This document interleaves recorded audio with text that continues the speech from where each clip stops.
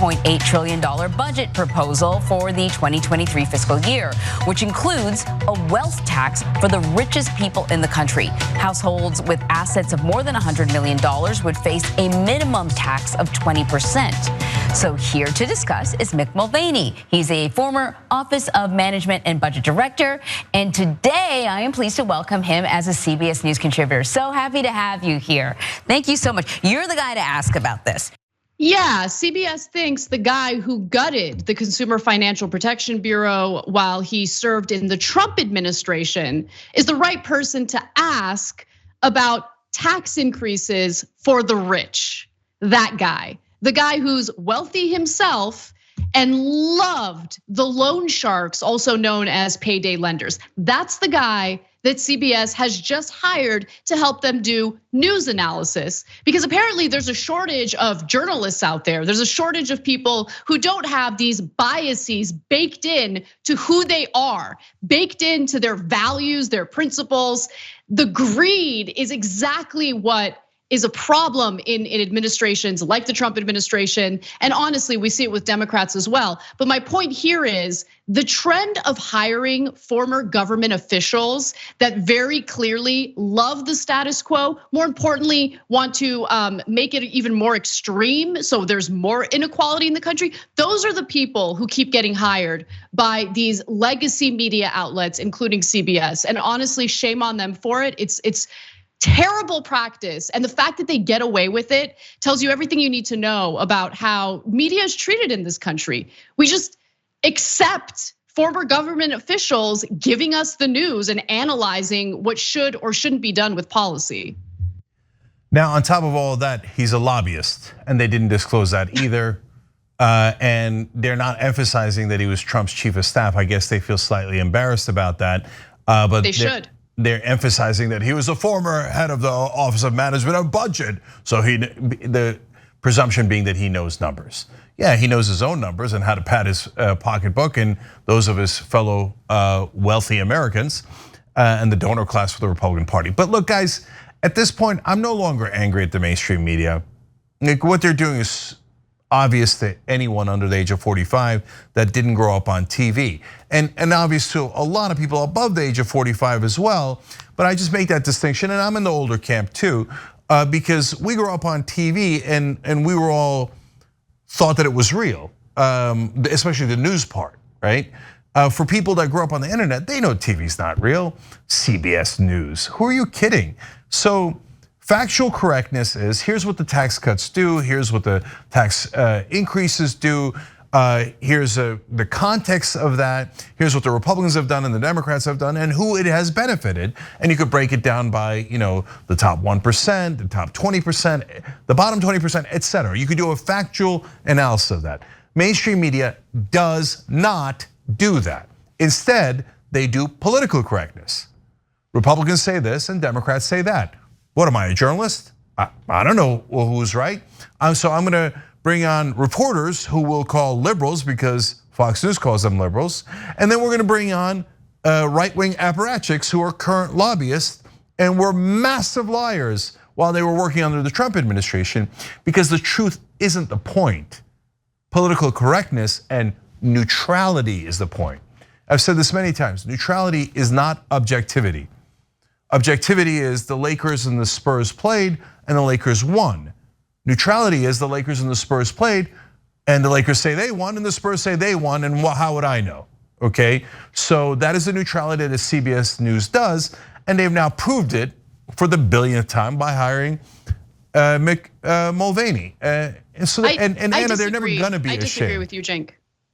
No, I disagree with you. I think this is worse than neutrality, because neutrality is, just showing or reporting on what both sides are saying, but not getting to the bottom of the truth, not indicating for your audience, hey, this side is actually being deceptive with their data, their facts, whatever it is. In this case, Cenk, they're actually taking a side.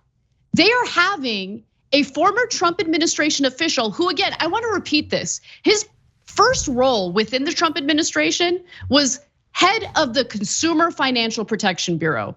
That is the government agency that investigates financial institutions and banks and businesses that rob you, and they return that money to its rightful owner, the American people. Mick Mulvaney came in and he gutted the Consumer Financial Protection Bureau. Okay, that's who Mick Mulvaney is. And for CBS to bring him on to give his analysis on the proposed wealth tax that Biden put out recently tells you that no, CBS has no interest in even being neutral. They have taken a side, and the side is to spout out propaganda that perpetuates and exacerbates inequality in America. That is the side that CBS has taken. It is worse than neutral.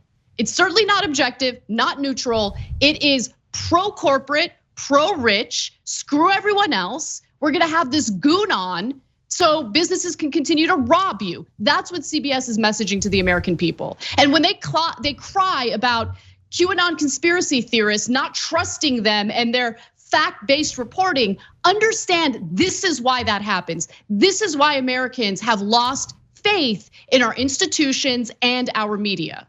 Now, if you're saying, wait a minute, why would QAnon lose faith in CBS after they hire a Trump guy? I'm gonna explain, because Anna and I are not disagreeing. I'm just explaining the first step. And she's explaining the second step. So what does neutrality, that's step one, get you to? It gets you to a stalemate where the status quo always wins. And the only thing that passes is bills that both sides agree to, which is more defense spending so that defense contractors can get more money, more tax cuts for the rich, and everything that benefits either the wealthy or corporate interests, right? So that is exactly what mainstream media is set up to do now, to support the status quo. They then actively lie about it and say, no, that is the objective position. It's not just my opinion at CBS as an anchor or contributor, etc., that hey, the status quo is great and we should maintain the system exactly as it is, and we should do an endless string of tax cuts for the rich, and we should never increase minimum wage, etc., etc. That is their opinion, but they don't state that opinion. Instead, they say that is not an opinion, that is the objective reality of how things should be. It is a monstrous lie. So and in order to do that, Anna, what do? On social issues, they're slightly liberal. Like, I think generally speaking, the corporate world and hence corporate media think, oh yeah, black people, gay people, they also buy things. So we're inclusive because we want to make money off those people, right? So that way they appear to be liberal in that sense. But on economic issues, mainstream media, all the way through New York Times and NPR, are deeply conservative. And CBS is massively conservative. So that's why you're right in their attempt to seem neutral. I've got Democrats or reporters and I've got Mulvaney. Their actual effort is, yes, but when we're analyzing the news, we're gonna bring on the most conservative voice. We're not going to accurately label them, and we're gonna pretend that his opinion in favor of the rich and corporations is the objective opinion. So let's watch what that segment looked like. They're talking about proposed tax increases on the rich, okay, a wealth tax. Let's hear what kind of expert analysis and commentary we're hearing from someone who clearly loves this system, wants it to continue because he himself has benefited from it. Let's watch. The proposal is to tax some of the richest Americans in this country in a way that they have not been taxed before. Can you sort of explain the proposal for us and how it would work? Yeah, really simple. Keep in mind that the proposal is just that. There won't be a lot of details to it because this is a budget document. But the rough idea is this, is that somehow the government will identify households that are worth more than $100 million, and that somehow those folks will be taxed so that they pay at least 20% tax. It's unclear if that's tax on income or wealth. It really is a very different way of measuring wealth in this country, Emery. We've never taxed wealth before, we've taxed income. In fact, the Constitution might not even allow a property tax. It does specifically allow an income tax, but that's the basic framework. Why is the CBS anchor deferring to this ideologue to give us details about the proposal? That's your job. That's your job. Why are you going to a former Trump administration official to give the people details on proposed policy? That is your job as a so-called journalist. No, come on, it's a joke. It is an absolute joke. It is embarrassing.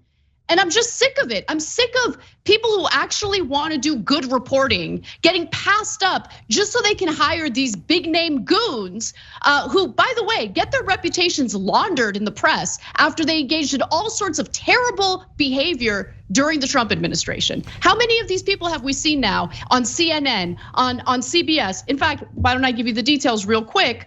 Let's go to graphic 6 here. So Trump cronies hired by liberal media. CBS actually hired Reince Priebus as well, because people are really dying to hear what Reince Priebus, the former Trump White House chief of staff, has to say. ABC News hired Chris Christie, the governor of New Jersey, who of course loved to kiss Trump's ass when it was convenient for him, and then later was a little critical of him. CNN hired Sarah Flores, former Jeff Sessions spokesperson, as a political editor in 2019. Alyssa Farah, Pence staffer, as a political commentator in 2021, and Jason Miller, former Trump surrogate, as a commentator in 2017. But what really gets me is when they give them positions that are meant for journalists. Why would I don't want to hear political analysis from any ideologue. I want to hear that from people who actually look at the policies, want to give you the details in an unbiased way. And yes, you're right, Cenk. Being unbiased doesn't mean that you're just automatically neutral and you call both sides even. People deserve to know the details of the proposed policy from people who don't have a dog in the fight. And Mick Mulvaney certainly has a dog in the fight. Yeah, so I'm just a little past you at this point because I used to be so angry at mainstream media. I now have given up on them. You're not gonna talk them out of wanting corporate profits. So they are who they are. All we have to do is just expose them. And so we told you ahead of time that they would launder the reputation of former Trump officials. And at the time, during the Trump era, people were so mad at Trump, and a lot of folks thought, as happens to us almost every time, oh no guys, no way, they're not gonna launder Trump officials. Well, we were right, again. Yeah, of course, they're laundering Trump officials all over mainstream media. So because economically they are conservative. And so they love that ideology. And I don't care if you grew up hearing right-wing propaganda that the media is liberal and you heard that your whole life and you believed it. I don't care, it's not true. So they brainwashed you, get over it, okay? So look, finally, the substance of what Mulvaney said was just flat out false. So-called analyst, right? He said, well, it's not clear if they mean 20% of income or wealth. That's just a lie. It's super clear. They mean income. They don't mean wealth. I read the details of the report. You didn't need to read the details. Every single article says it is a tax on income, not wealth. So what part of it is unclear? You just lied. And of course, look, that particular anchor knows nothing, right? But to be fair to her, neither does anyone else in the building. Her editors, the producers, no one said, hey, wait, why don't we analyze what it is instead of letting this guy lie on air about what it is? This lie is the point, okay? So, and he's like, somehow we're supposed to determine people's wealth. Gee, I wonder how we would do that. Maybe a thing called the IRS that determines people's wealth all the time. That's their job. Well, there's no way of doing it. And then at the end, he implies that it might be unconstitutional. Okay, there's a theory out there about the wealth tax being unconstitutional, but this is not a wealth tax. This is a very standard income tax on people that make more than $100 million. Can you do that? Of course you can. You know that in your real lives, right? Because depending on how much you make, that's your tax bracket. That is the most standard tax you could possibly do. Mick Mulvaney lied about it through his teeth, and CBS sent that to everybody and was gleeful about it. Mission accomplished.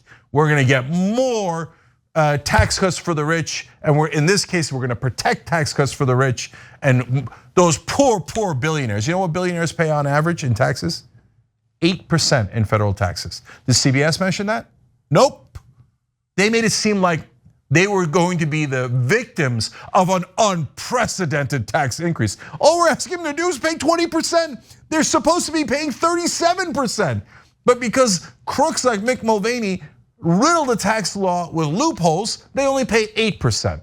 And then they bring in the robber to explain the robbery as if he's there to protect you.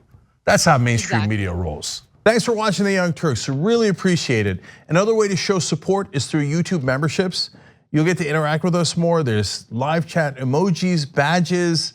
You've got emojis of me, Anna, John, JR. So those are super fun. But you also get playback of our exclusive member-only shows and specials right after they air. So all of that, all you gotta do is click that join button right underneath the video. Thank you.